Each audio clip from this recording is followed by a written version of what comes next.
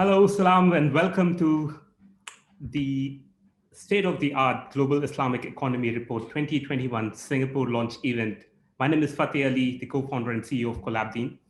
The SGIE Report 2021 Singapore launch is brought to you by Reimagine Halal in Asia conference. It's a joint initiative of CollabDeen and Have Halal Will Travel. Now, Reimagine Halal in Asia is a deep dive into the Muslim economy from Singapore, about Asia, halal ecosystem to the world, right? Reimagine Halal in Asia will run through today and tomorrow with over 30 tracks from various sectors of global Islamic economy, an all-inclusive platform, regardless of faith, to pursue the fast-growing Muslim market and build a strong halal ecosystem in Asia. Now, why Asia? Given Asia's incredible growth, diversity, and resilience in the wake of COVID-19, Asia is positioned to lead the global Muslim economy. Reimagine Halal in Asia 2020 focuses on what 2021 and beyond may look like for this economy. So before we begin with the actual SGI segment, let's take a quick look why Halal in Asia 2020 conference is so special. We are using the best of virtual technologies in a gamified and interactive way to bring collaboration and engagement for this virtual event. The main stage for today, which is the SGI report. We are launching in the heart of the Asia, in Singapore. Singapore's entry in the top 15 signals the most important role and the momentum of the Islamic economy for Singapore. Singapore's strong performance in halal products, as well as the halal media and travel segments, are positive signs for Islamic economy's role in economic revival post-pandemic. Now, Singapore's share in over 255 billion per year global halal trade, as highlighted in the SGI report 2020-21, which will also be shared and discussed in some time from now by Brother Rafi. So post-pandemic, there will be a rise of disruptive technologies in the digital Islamic economy, unlike anything we have seen until now. Now, let's start this segment in understanding what this inclusive economy has to offer and some good examples from the women who have seen both sides of this economy, the opportunities in the Islamic economy, by Reem Al-Shakhafi. She's a director growth strategies for Dinar Standards. She has played a crucial role in the SGI report launch 2020 and 21. So without further ado, please join me in welcoming Reem Al-Shakhafi. Thank you, Fateh, for your introduction. And thank you for this great event. We're excited to be launching the State of the Global Islamic Economy Report as part of the Reimagine Halal in Asia event. And as requested, Fateh, I know you wanted to start this launch event with some examples and insights into the collaboration of the mainstream sector and opportunities for the mainstream sector as well as for the Islamic economy, and the signals that we're seeing in terms of opportunities of future growth. So that is the topic of this presentation. And before getting into specific examples and opportunities, first I want to give some background in terms of why it is relevant why the Islamic economy is relevant to mainstream sectors. Basically, Islamic values that dictate how Muslims dictate actually Muslim consumption in terms of food consumption, behavior and travel and selection of how we spend our time, how we spend our money. All of this is dictated from our Islamic values, but at the same time, it resonates with global values. And therefore, that is where synergy can happen in terms of focusing not only on Muslim-related values and needs, but on global needs that are in line with Muslim needs.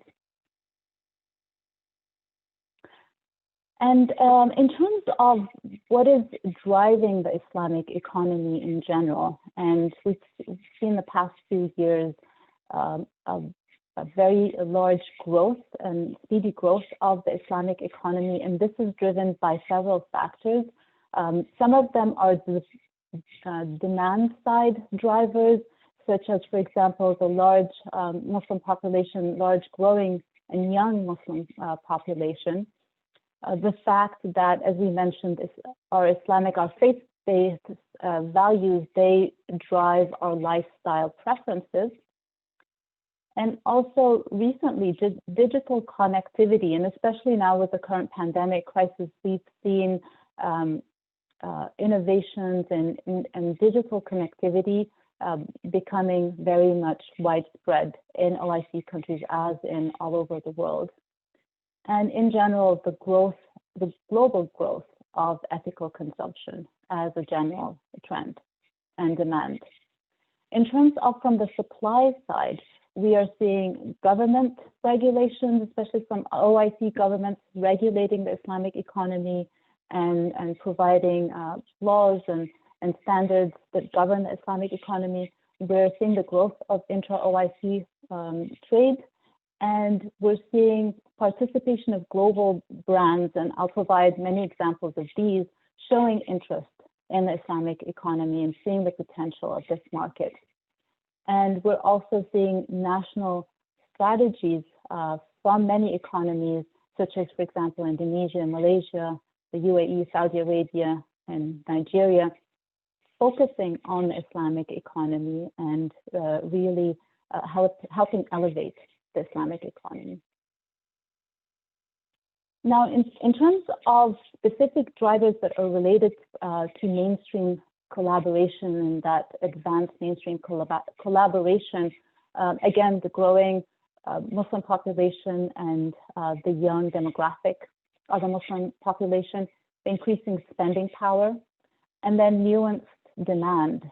So we're seeing Muslims in the West, for example, demanding halal Western food and not just their parents' biryani, for example. And same in terms of modest fashion. So they are demanding more in terms of meeting their needs. And then in terms of supply side drivers, of course, globalization is one of the drivers. And then the trend towards diversity and inclusion. And this trend, we're seeing it in many global brands, focusing on making sure that their brand is inclusive and representative and not just focused on a certain segment. And then again, current trade flows, they facilitate the entrance of global companies and reaching this market. And recently, COVID-19 has disrupted supply chains, and this has also provided opportunities for new entrants in terms of reaching the global Muslim market. Now, a few examples from select sectors. In this presentation, I won't be covering all of the 7 sectors that we're addressing in the State of the Global Islamic Economy report, but the examples are, they're peppered all over the report. But I chose to focus on halal food, Muslim-friendly travel, since that's the area I specialize in, and then modest fashion and media. I thought those were sectors maybe with a lot of interesting examples that may be relevant to the Asian market. So those are the ones I chose to share. So for food, some examples for, in the UK, the supermarket M&S Food announced that they launched a Western cuisine that is halal certified, and it's ready-made meals. And that appeals to second generation and third generation Muslims who are not necessarily looking for ethnic food, but want Western food that's halal certified. Another example is Nestle. Nestle invested about 21 million in expanding their factory in Malaysia, and they expanded it by about 30%, which made it the world's largest factory for producing Milo, their health drink, in the world. And another example is the Argentinian startup Microma, which engineered fungi to be able to produce natural food colors that are also that are halal friendly and appeal to vegetarians as well. So this is another example. And then 2 Japanese flavor leaders are setting up production facilities in Indonesia and Malaysia. In terms of future signals of opportunities that we're seeing, we're witnessing an opportunity to expand halal to not just meet the needs of Muslim consumers, but also expanding it as a healthy and safe food choice, especially in the current environment where with the pandemic, everyone is focusing on safety and hygiene and health. So this is an opportunity to position halal food in terms of health and safe option. And we also see the opportunity of expanding ready meals and meal kits. We have seen a few examples, but there's an opportunity to expand this even further. And then also alternative proteins. We're seeing examples such as Beyond Beef, or an alternative to meat, a plant-based alternative to meat. And this is an opportunity also for the Islamic economy as well to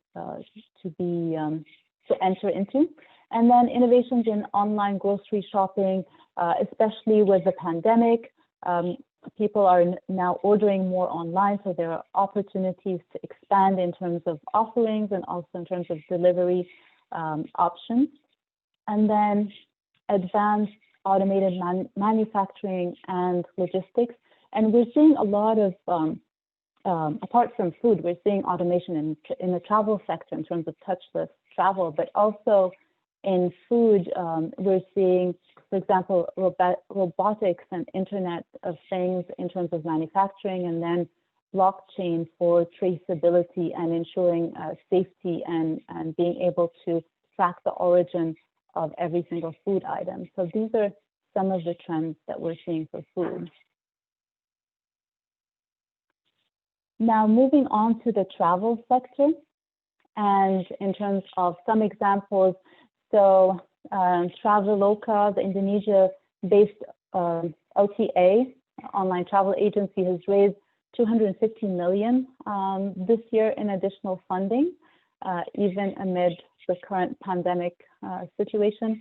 And investors included Singapore-based EV Growth that showed interest in investing in this market.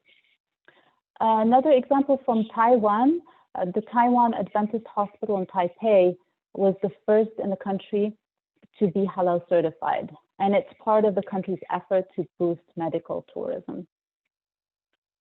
In Thailand, the Ministry of Tourism hired a team from one of the universities to develop tourism products and services that catered to the needs of Muslim travelers, and those were based on in-depth research. And the ministry also introduced new travel routes for Muslims. And the university also provided training courses on halal tourism for the industry as well as government stakeholders. An example from South Korea. South Korea this year hosted the 4th edition of Halal Restaurant Week, which aims to attract Muslim visitors to the country.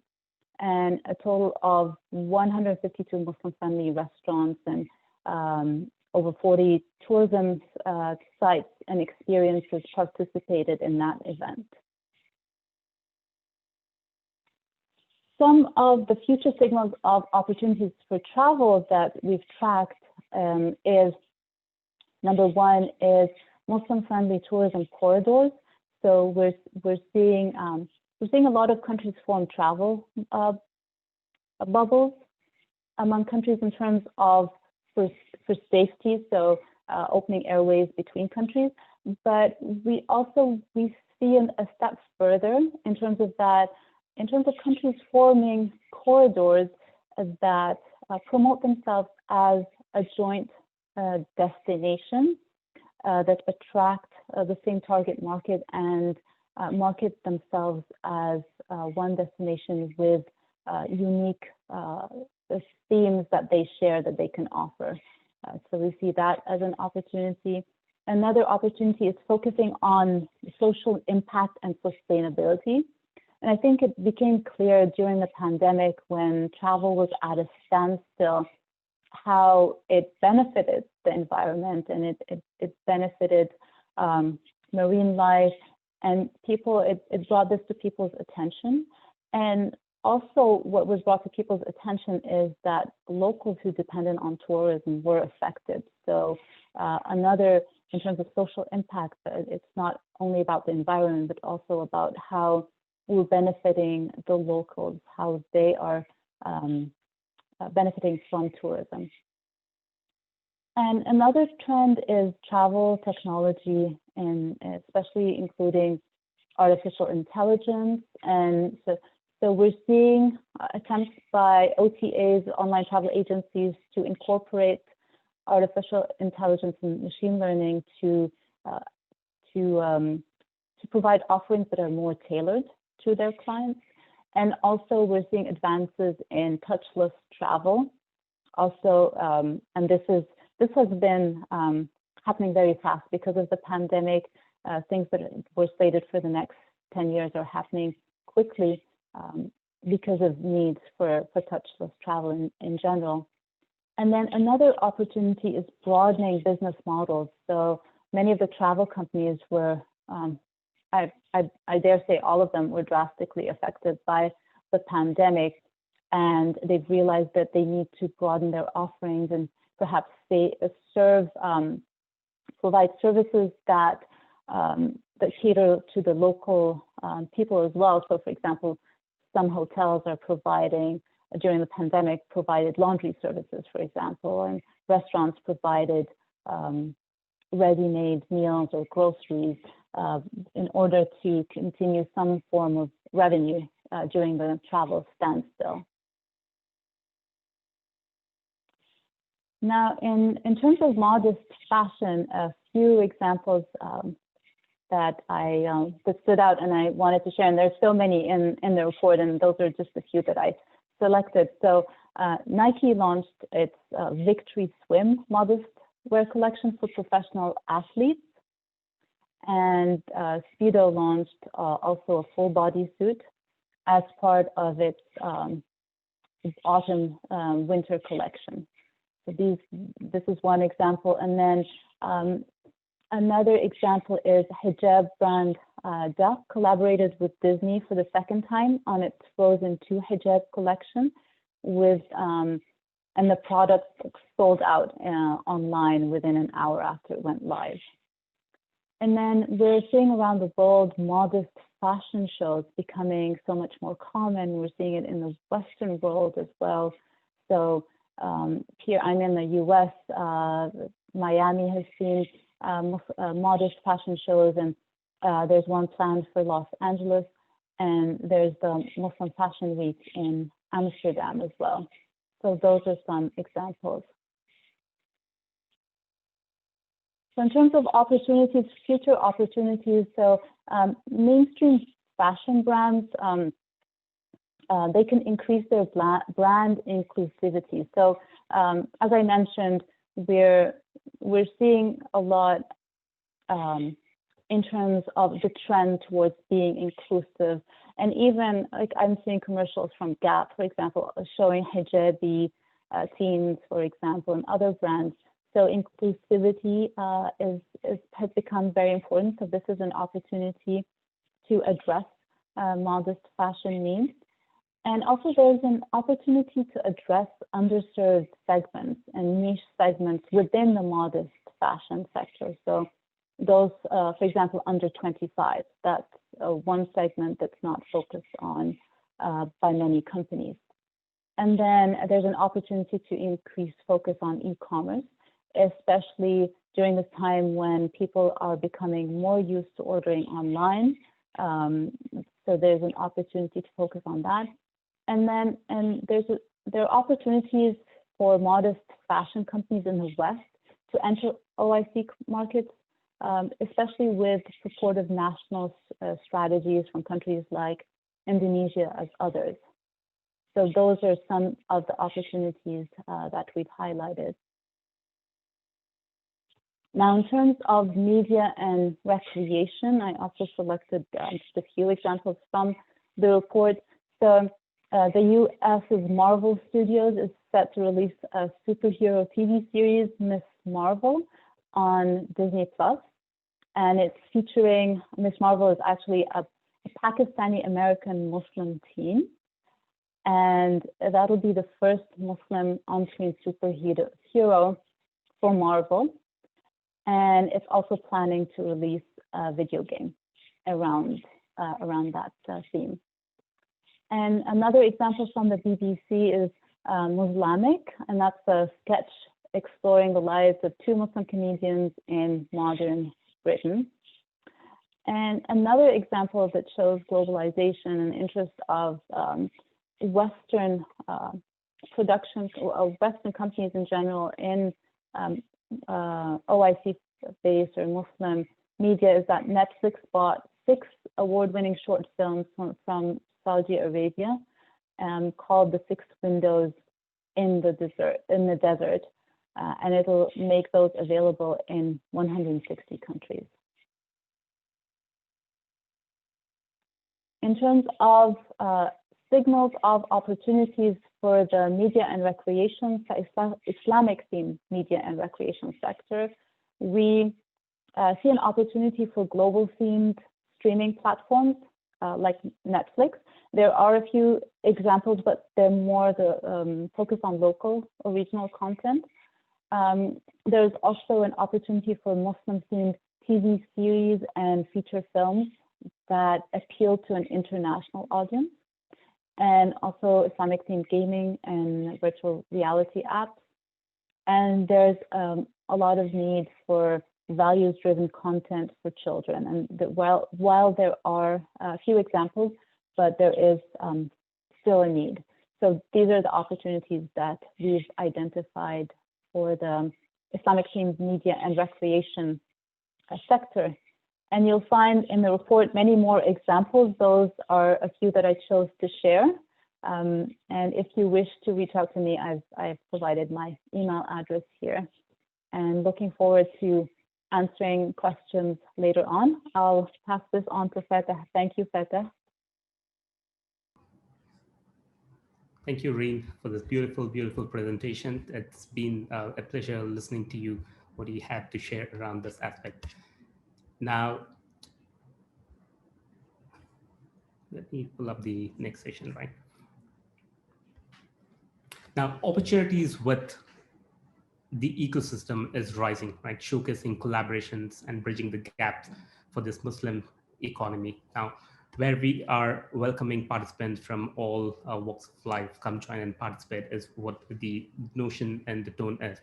Now, with that, the SGIE report being an annual publication that has gained traction as a trusted and ready reference for businesses, governments, policymakers, and investors on the global Islamic economy, and contributes to strengthen Islamic economy, produced by the NAS Standard and supported by DIDC under the leadership of Mr. Abdullah Al-Awar. We have a short recorded opening remarks from Abdullah Al-Awar. Let's see what he has got to share with us today. We are excited to take this session to the next phase with a very special guest. To unfold the SGIE segment, we have with us Mr. Abdullah Al-Awar, Chief Executive Officer at DIDC, the Dubai Islamic Economy Development Center. I'll not take much time. I'll set the stage with handing over to Mr. Abdullah with an opening remarks, where he'll be sharing his thoughts on SGIE 2021 report from Asia's perspective and how Muslims, non-Muslims, brands and businesses can seamlessly integrate, collaborate with an inclusive, ethical economy. Without further ado, ladies and gentlemen, Mr. Abdullah Al-Awar. Assalamu alaikum, everyone. Thank you, Mr. Fatah, for that kind introduction. I wanted to extend the thanks as well to Ms. Tinku, Susanna, and Mr. Mikhail Melvin Go, the co-founders of Have Halal Will Travel, for organizing this important event, Reimagine Halal in Asia 2020. We're certainly glad to take part of this event in launching the State of the Global Islamic Economy report. I believe, as you mentioned, Mr. Fateh, the sectors, the Islamic economy sectors themselves, today, I believe, have proven that they are able to help sustain the economic ecosystems across the globe. And certainly, I believe this is something very apparent in the report this year, specifically.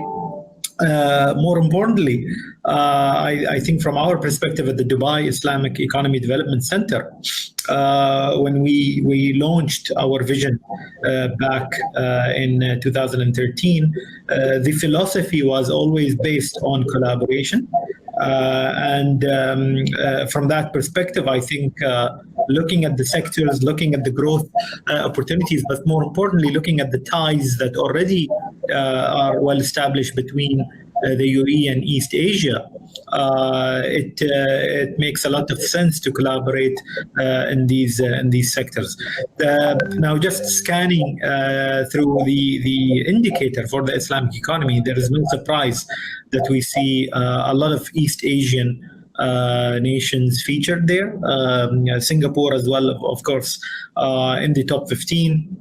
Malaysia is there, Indonesia is there, amongst others as well. And I think if you look at the sector by sector, so there are 6 sectors, the key sectors in the indicator, and all of them feature heavily East Asian countries. So if that's an indication, it's an indication that there is a potential collaboration opportunity, but also potential growth of these sectors across these nations. I notice it's interesting to note, since the reimagining halal in Asia is taking place in Singapore, that Singapore itself is featured in 4 or ranked in 4 of the 4 key main sectors, and ranked. And it's worth noting that it's ranked second in the halal food sector, which is by far, I think, the biggest sector within the Islamic economy. So that, I think, tells you a lot, and specifically because we have been in a very strange year. 2020 has not been an easy year for many.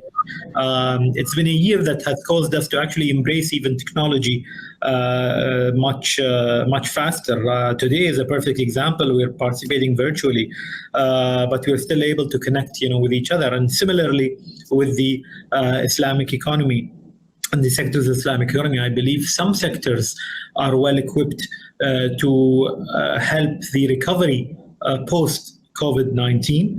The report, I think, also features an interesting segment in terms of what the outlook could be in 2020, although the statistics featured in this report is actually for 2019, but it does shed light as to how the sectors would shape in 2020. So that being said, I'm really excited about these opportunities. We at the Dubai Islamic Economy Development Center have always interacted with a lot of partners across in East Asia. And we have ongoing MOUs as well, and we're looking forward always to enhancing that relationship and finding new opportunities. We've always been saying this, that the core principles of the Islamic economy sectors and the products are not meant only for the Muslim consumer, and the report itself also proves that. I mean, even in the indicator, we've seen countries which are non-Muslim that are actually featured and that are leading in the Islamic economy space.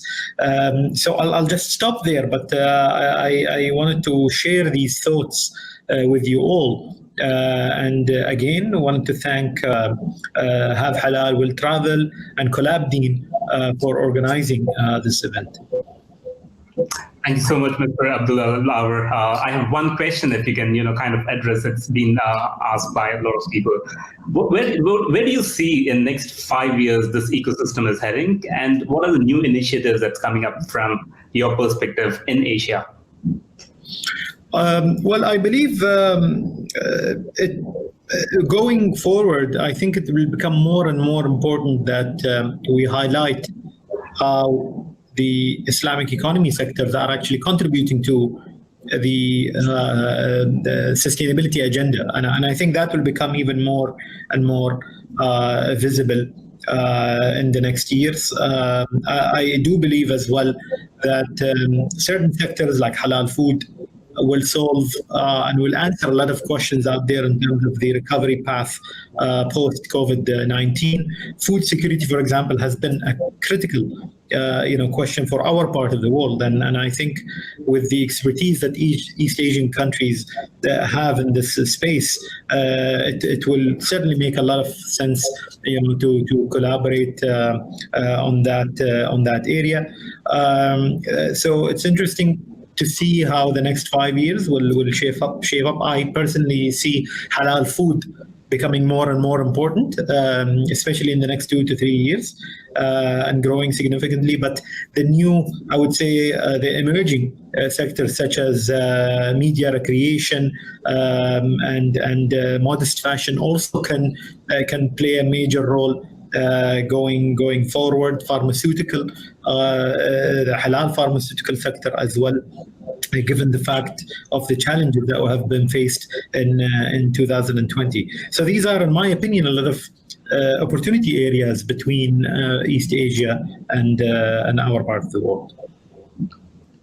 Thank you so much for sharing this, Mr. Abdullah. It's been a pleasure, and we are very happy to see you here. Looking forward for more interactions, and we'll leave it up with you for joining in further. Thank you so much once again. Thank you. The pleasure is all mine. Thank you. Excellent. That was Mr. Abdullah Al-Awar. Thanks again for sharing your perspective on how inclusive this economy is and how you have been building collaborations. One good example is DIDC and Dinar Standards collaboration. Now, talking about Dinar Standards, we have with us a very, very special guest, a very familiar face in this halal economy. And I am bringing and very excited to bring in Mr. Rafiuddin Shiko, an inspiration for many. Rafiuddin is the founder and CEO of Dinar Standard, specializes market research and advisory firm focused on the emerging Islamic market of food, travel, finance, and OIC member countries overall. Without further ado, please join me in welcoming Rafiuddin. Thank you, and a very good morning or afternoon or evening for all of those joining from other parts of the world, but mostly afternoon to all of you in Asia. Thank you, Fateh, for hosting this, and thank you for organizing and bringing the wider theme of halal in Asia together for a lot of us. It's a pleasure to share the insights from this year's finding of the report. What I'd like to do is first begin by sharing our team's a summary video that summarizes the key findings in the form of a short video that I'd like to share. Assalamu alaikum, and peace be upon all of you. The 8th edition of the State of the Global Islamic Economy report estimates $2.02 trillion of Muslim consumer spending across halal food, pharma, cosmetics, travel, apparel, and media in 2019. Islamic finance assets, meanwhile, stood at $2.88 trillion. In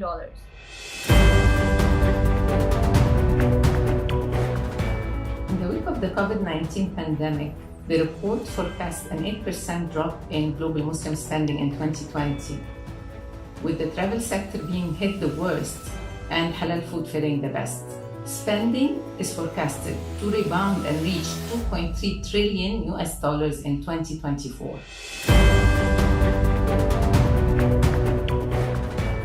The report covers special features on Gen Z views in the Islamic economy, successful women entrepreneurs, and 7 tech case studies accelerating digital transformation in the new normal.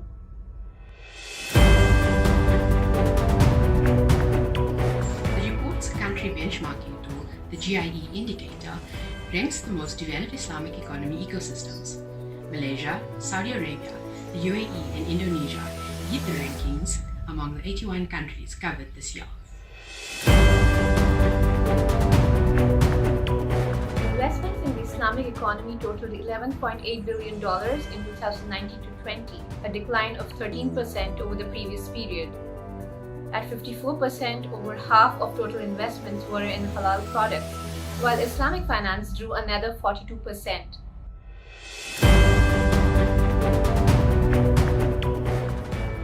Amidst the pandemic, our analysis shows that the Islamic economy is thriving in uncertainty. The report has identified 33 key signals of opportunities. In the lifestyle sectors, travel, tech, and online entertainment are the key signals. In Islamic finance, while the sector struggles to bring back its double-digit growth days, accelerate digital transformation, and social finance and ESG aspects are driving key opportunities. These key signals include tokenization of Sukuk and Islamic social finance. In 2019, the global trade of halal food, pharma, and cosmetics was estimated at $200 billion, and the key opportunities area include food security investments, agri and food tech, and healthy food.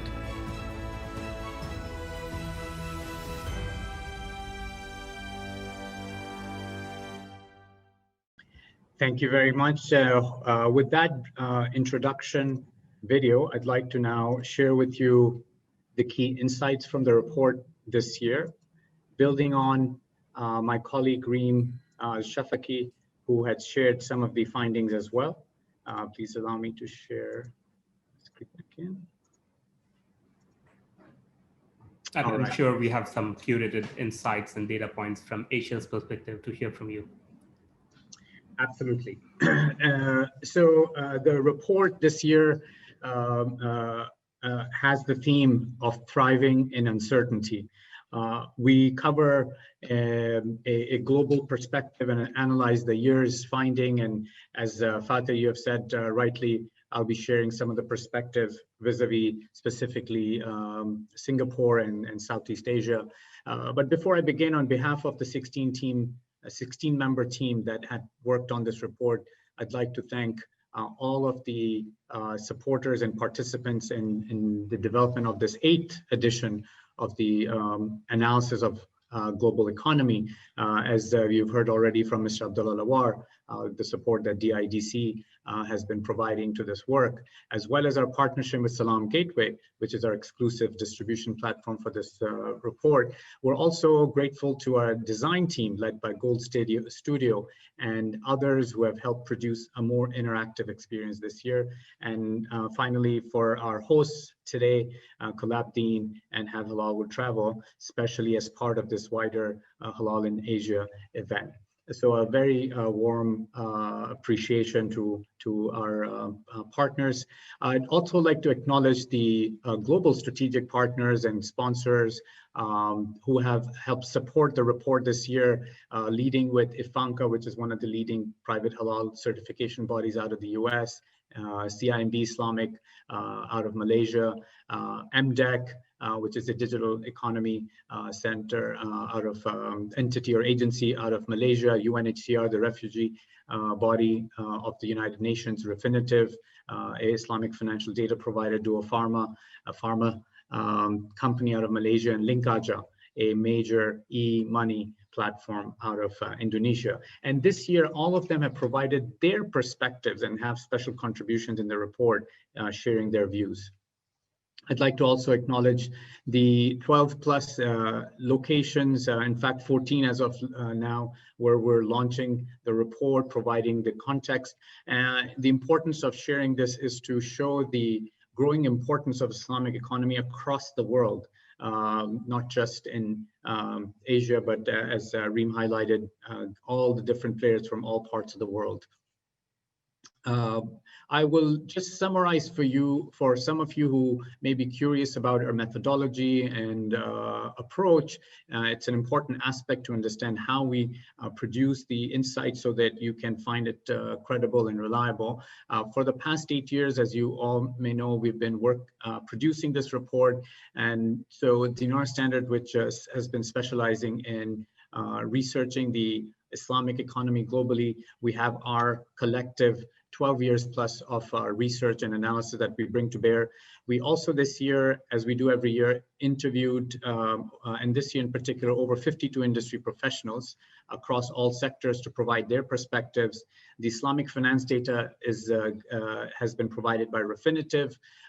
We scanned through thousands of stories throughout the year to find out the latest developments, and over 450 stories are actually referenced in the report this year. We also look at multilateral agency databases and other organizational and national data from around the world. And bringing it all together is our 16 plus core team of research analysts, sector partners who worked on the report this year. And the period of coverage is August 2019 through August 2020.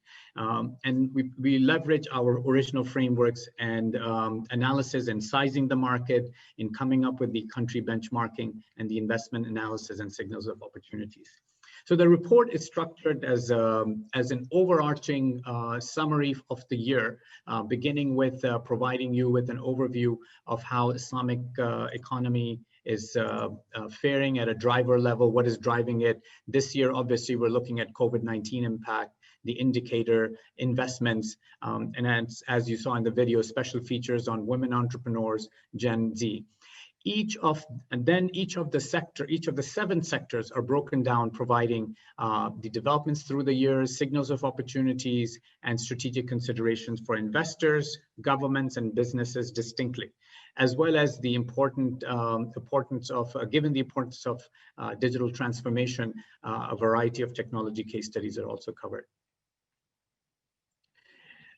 One thing we always like to emphasize is the definition as being covered by the report. The report looks at Islamic economy as those sectors whose core products and services are structurally affected by Islamic ethics and law.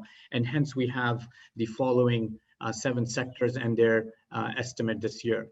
So from a real economy sector's point of view, halal food, modest fashion, pharmaceutical, cosmetics, media, recreation, Muslim-friendly travel are the 6 sectors that fit that definition, as well as Islamic finance.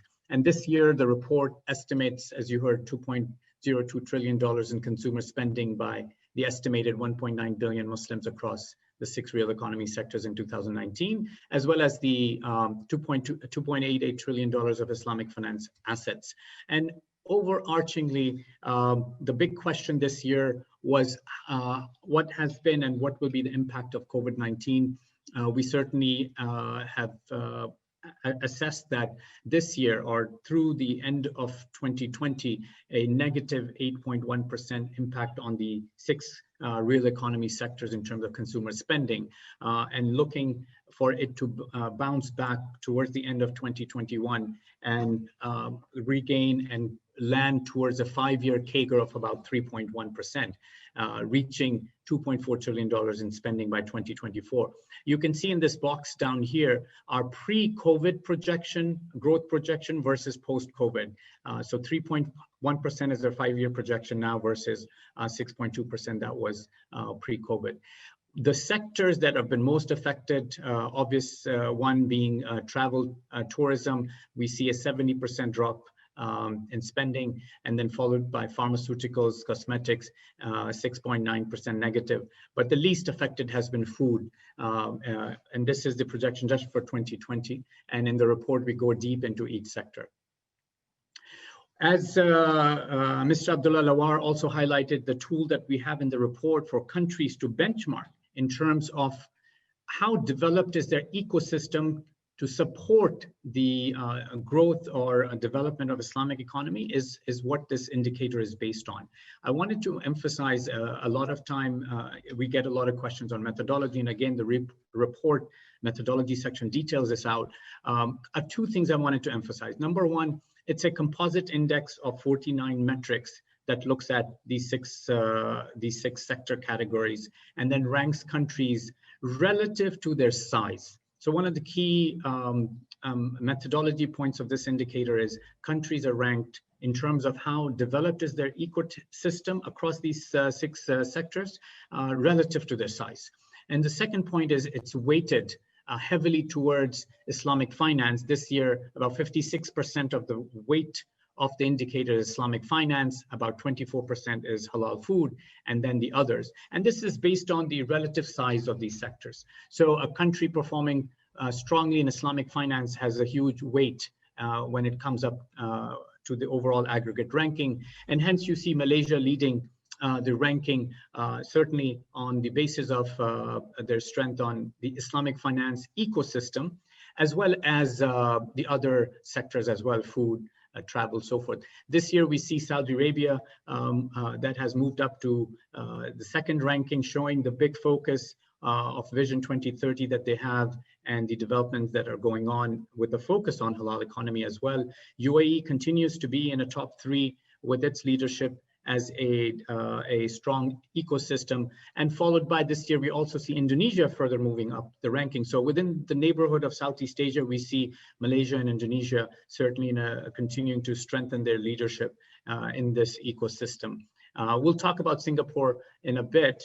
I just wanted to round up by a couple of other points, and then I'll get into the Asia aspect. We have done perhaps the most extensive investment analysis this year, covering investment activities globally relating to the halal economy sectors that we've covered. And this year, estimating $11.8 billion in investments. A strong sign from a real economy point of view is about 52% of these transactions were in halal food, followed by 42% in Islamic finance, and the remaining distributed between travel, pharma, cosmetics, and other lifestyle sectors. From a country point of view, you see out of the total number of transactions tracked in the report, Indonesia and Malaysia have the highest number of transactions, again, reflecting the strength of the Islamic economy within the Southeast Asia ecosystem. And we have about 54% M&A transactions, 40% VC, and a mere 6% private equity, showing a lot more area of opportunity for the private equity players. The key thing that we cover in the report each year, besides sharing with you the developments, is where are these signals of opportunities? And this has become much more acutely important this year, and certainly applies very strongly to the Southeast Asia story and its incredible role in the halal economy globally, are these signals of opportunities. We have identified 33 of them. For example, one of the, if I can just highlight at the high level, what are the big themes? One of the big themes has been the disruption of the halal products supply chain worldwide. As you will see in the report, about $255 billion worth of halal products have been traded, with the top 5 exporters being non-Muslim majority countries. And this, interestingly, the top 5 exporters today are the top 5 countries where COVID-19 is the highest. So it's certainly, US, Brazil, Russia, India, these are some of the top exporters of halal products. And because of the COVID-19 impact, these supply chains have disrupted, creating 2 things. One, the concern of food security or essentials and pharmaceutical products or medicinal security for a lot of the OIC countries, which are the Muslim majority countries, as well as the concern about the disruption in supply chain, and hence looking to find suppliers closer to home or having alternative options. This is creating a lot of opportunity when it comes to other countries participating in the food supply chain or the halal product supply chain. The other big theme, as you'll see across the sector, is the obvious acceleration of digital transformation. So in finance, we see Islamic fintech really taking hold, and it's no more a plan, 3-4 year plan. It's something that banks had to do in a matter of months, and other innovations that are coming as a result. My colleague Reem highlighted some of the trends in tourism and lifestyle sectors, and we see it in media as consumers and buyers are moving to online media, big demand for values-based content, including gaming, as some of the key areas here. So with that context, now let me share with you some of the insights on Singapore and the neighborhood, immediate neighborhood vis-a-vis Southeast Asia. As you can see, as highlighted earlier as well, Malaysia, in fact, leads Islamic finance worldwide, with not just having the strongest ecosystem, as I said, and by ecosystem, we mean a regulatory environment, its financial performance in that sector, the awareness that exists within the country around the Islamic economy, as well as the social impact metrics. So Malaysia leads that, and in Islamic finance today continues to have the highest number of assets as well. In tourism also, it is a fifth in terms of attracting Muslim tourists inbound. You can see Indonesia also gaining and strengthening its role in the index, as well as in attracting Muslim tourists. But it certainly is today the biggest consumer market. So for Southeast Asia, Indonesia in so many ways is the anchor that is driving halal consumption and halal trade from a demand point of view. Singapore is an exciting story, and being a new entrant to the top 15 with a emerging Islamic finance, which has a wider ethical and social finance underpinning, is gaining in traction. We have in Singapore having close neighbors with Indonesia, Malaysia, and other wider Asia.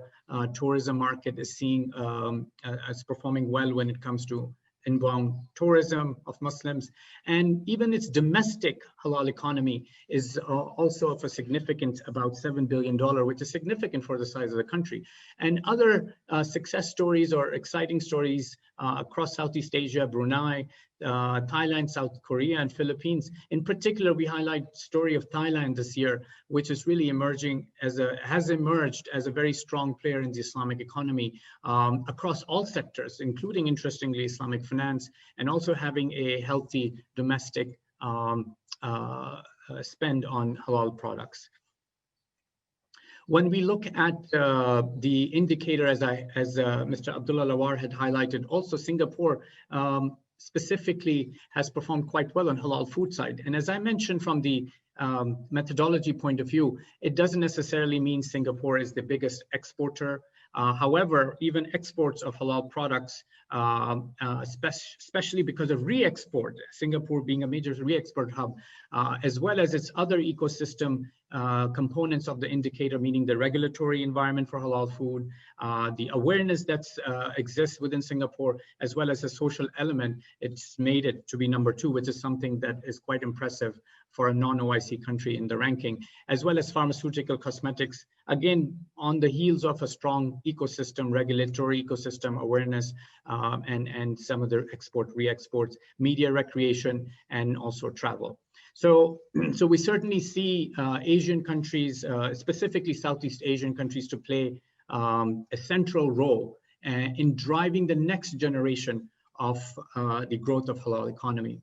Here, what you see is when we look at halal product suppliers to OIC countries in 2019, our estimate is about $255 billion, and this is food, pharmaceutical, and cosmetics only. So when we look at the exporters, top USA, followed by India, Brazil, France, and Russia, and as I was saying, today these top 5 countries are in fact the biggest countries suffering from COVID-19. Very ironic, and certainly has disrupted the supply chain quite a bit. Whereas when you look at Southeast Asia countries, Indonesia leads in terms of the export of products at 7 billion, still representing a very small 2.8%, followed by Thailand, which is quite impressive when you look at all of the Southeast Asia countries, or even the OIC countries, with the $6.2 billion export. Singapore, as you see, and this is followed by Malaysia. Singapore, as you see, is we estimate about $2.4 billion in exports from Singapore, which is 1% of the total. And South Korea also has a significant share of this market, and we're seeing a lot of interest and growth within South Korean market, followed then by Philippines and Brunei, which is a small country, but certainly an important one within the Southeast Asia region. The report, as highlighted by my colleague Reem, has covered many developments, and you'll find it throughout the report across all of the sectors. I won't go into this because my colleague Reem had already covered. And I'd like to conclude by sharing with you an important tool we've introduced this year for all of you. I will stop sharing the screen and I'll conclude with this. So please allow me to just share the screen here. If you go, first of all, in order to access the report, I invite all of you to go to salamgateway.com and you'll be able to freely download the full report and browse through the other various sections and analysis. But here you'll have a link to the dashboard, which is an interactive tool we've introduced this year for you to be able to navigate and check data at a more granular level. You'll see the indicator that you can check the ranking of different countries and how they perform across the different levels of the indicator criteria. And so you can go through each sector and look at each of those sectors' activity in terms of trade, in terms of the projections, the investment activity, so forth. So with this, I would like to stop and thank once again, Fateh, for you and Halal in Asia for bringing this to the audience, and look forward to a interactive and great discussion, inshallah. Thank you, Mr. Rafi, for the wonderful, wonderful presentation. It's very insightful and I totally enjoyed it, and specifically giving insights about Singapore and the Asia's market. I'm sure the whole of the audience have really enjoyed this segment. Now, there have been a lot of questions coming in our segment Q&A, and probably would want to bring in Reem as well to join in for a quick discussion that will be between you, Rafi, Reem, and myself. Some questions have been asked before and some questions that's coming in. Let's start on with, this one is for Rafi. If you can answer, what are the top opportunities, trends for Southeast Asia and Islamic finance?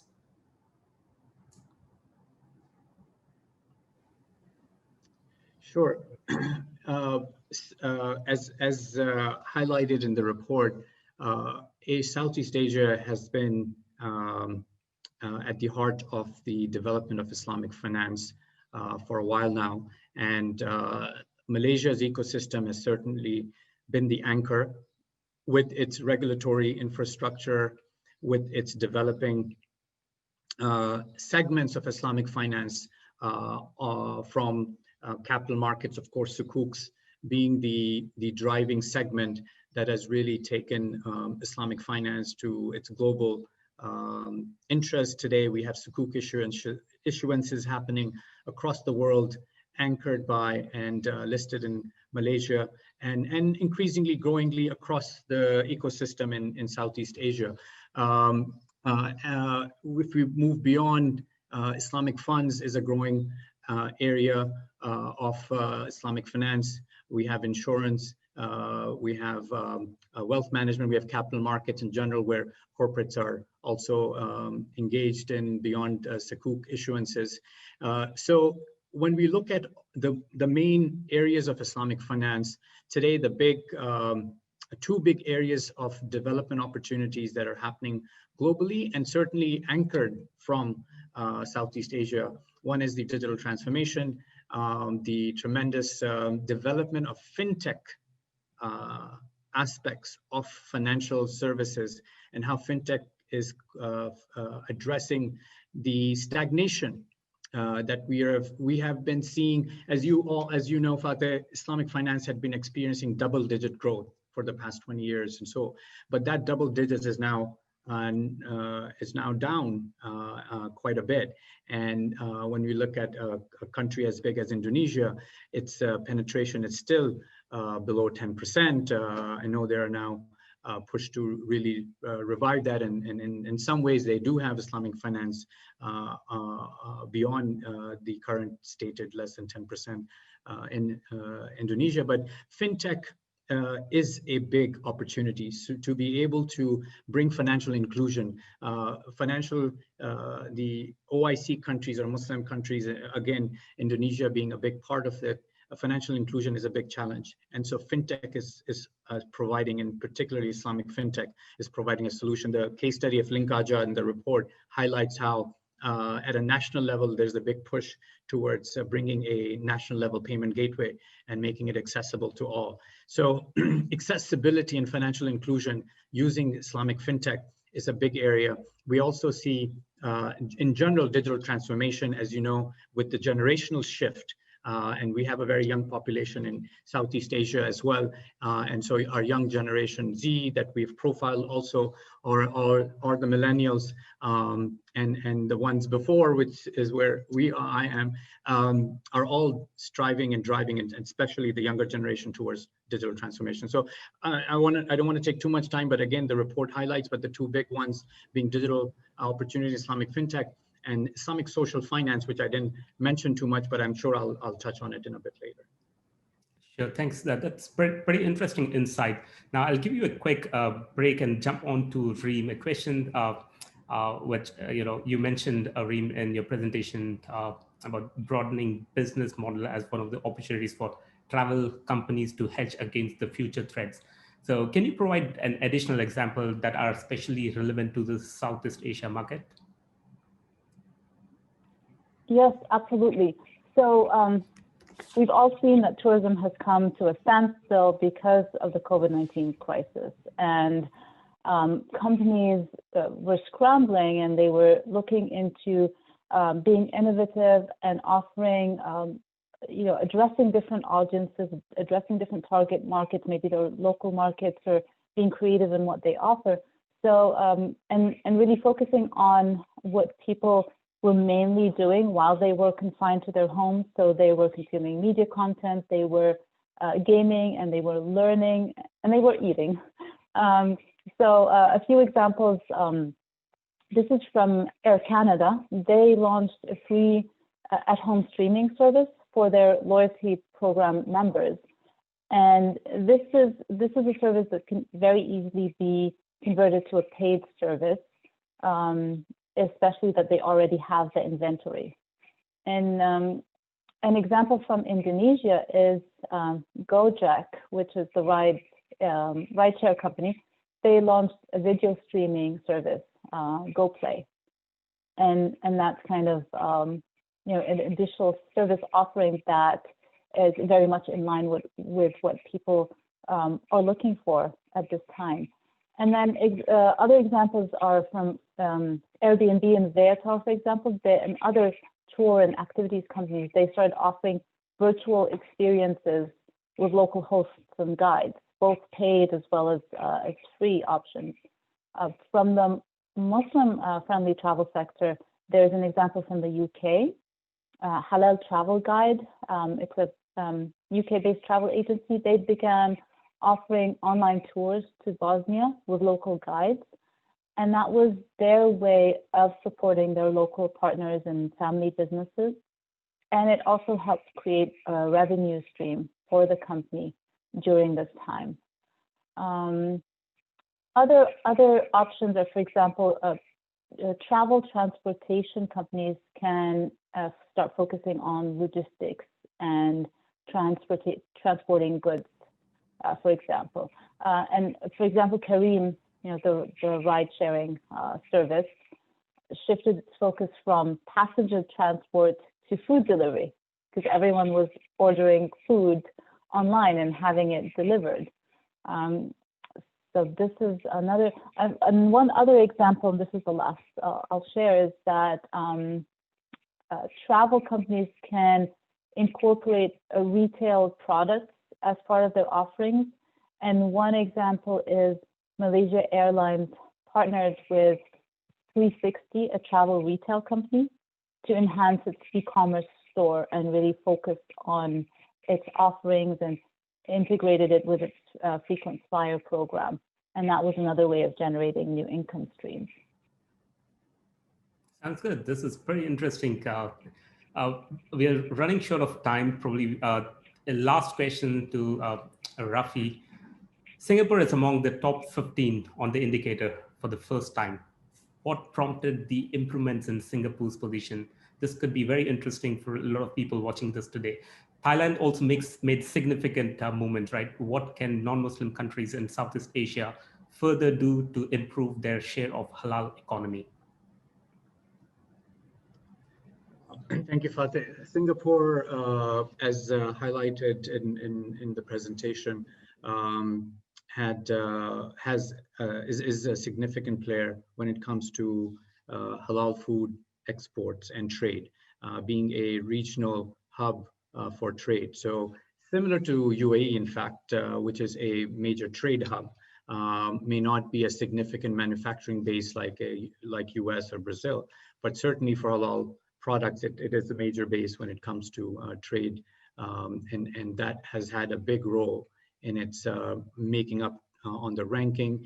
And with the slight growth, slow but continued slight growth on Islamic finance, as well as you saw our methodology, which is very much skewed towards Islamic finance, given its weight.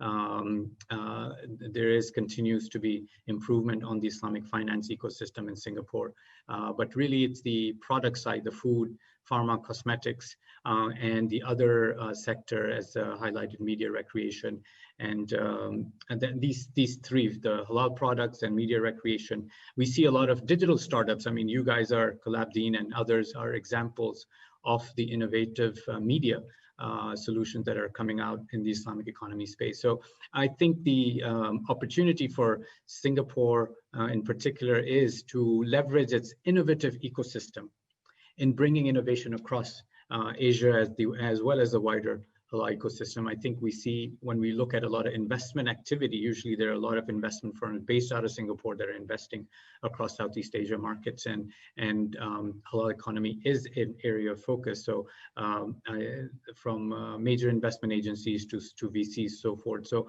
I think Singapore has the right mix. And other regional countries such as Thailand and so forth are showing the way. Thailand is now considered almost the food basket of halal products worldwide, given its very high proportion and significant participation in the halal food ecosystem. So the world is going to benefit from Southeast Asian ecosystem, given some of the food supply disruptions, as I highlighted earlier. So one of the key areas is the disruption in the supply chain on products, and where Southeast Asia players have a very good opportunity to further fill in this gap and bring the supply chain closer to the markets near here in Asia. So, and then digital transformation, as I mentioned. So a lot of the innovative ecosystem across Asia we're seeing are going to play a key role in the development of halal economy. Excellent. I think pretty on the spot. This has been a phenomenal and insightful session. We are truly enjoying it. I'm sure a lot of people want to continue with this, but we have formally come to this closure of SGIE Singapore launch. Thank you, Brother Rafi and Reem, for joining us and giving this opportunity to launch this in Singapore. In closing, thank you. Yeah, yes, thank you, and our gratitude to CollabDeen and Have Halal will travel for hosting us as well.